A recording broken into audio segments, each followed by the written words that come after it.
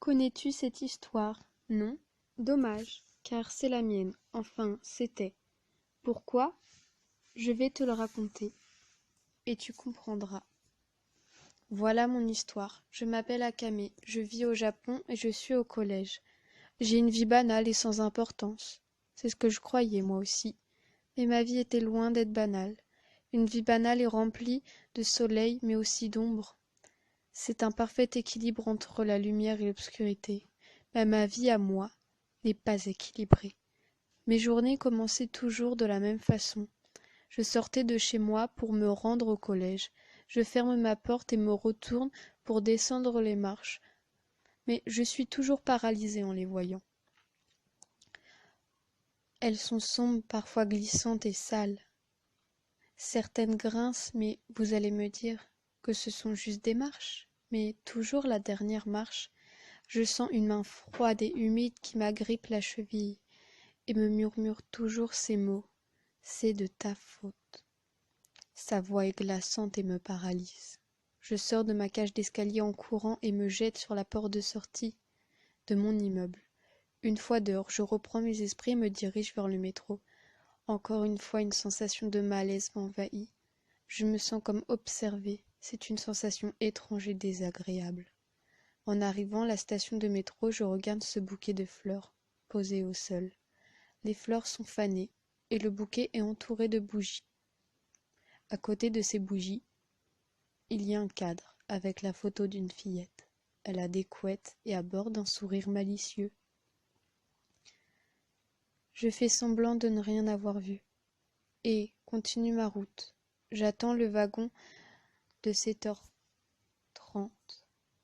Le wagon arrive, je le vois au loin. Il est rouillé et grince. En s'arrêtant, je monte dedans et me rends à mon collège. Là-bas, je n'ai aucun ami. On me regarde de travers et me bouscule dans les couloirs. Même les professeurs ont comme peur de moi. Ils ne m'interrogent jamais. Au moment de faire l'appel, ils ne prononcent même pas mon nom, comme si je n'existais pas. Il est 17h. Je rentre chez moi. Mais le wagon est à 19h et j'habite trop loin pour rentrer à pied. En plus, j'ai faim. Un jour, j'ai été voir le principal, comme s'il me regardait à peine. Il m'a demandé: la note de la cantine n'a pas été réglée. Pourquoi? Je lui ai répondu: désolé, monsieur, mais j'avais faim. Il m'a regardé, n'a rien dit, et m'a fait sortir de son bureau. Il est 18h, mais je n'arrive pas à passer le temps, donc je quitte le métro et pars dans une ruelle sombre et lugubre. Dans cette ruelle que je passe mon temps.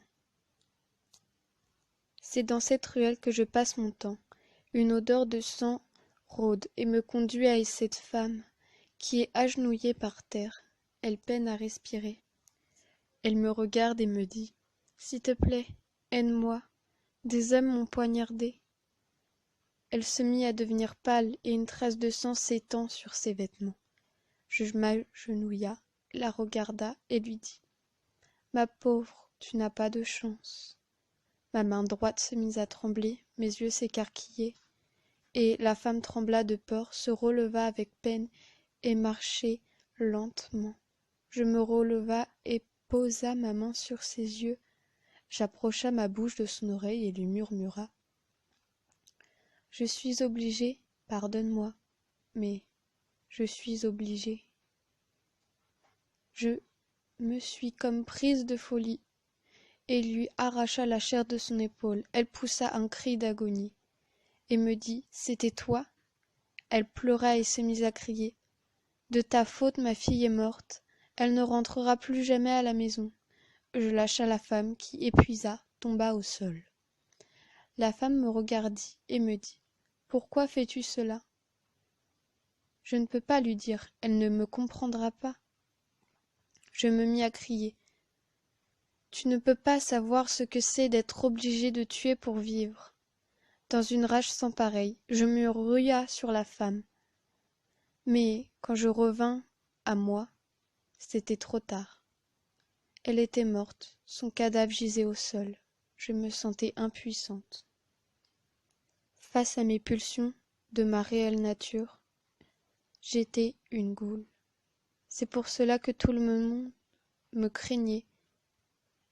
J'étais devenue un monstre. Je me laissai tomber au sol. Je me mis à pleurer et me dis que je ne méritais plus de vivre. Après avoir tué mes propres parents, cette fille, sa sœur et sa mère, ce n'étaient pas les premiers, puis je me laissa mourir gisante dans le sang de ma victime. Voilà, mon histoire, elle t'a plu? J'espère que oui, car j'ai encore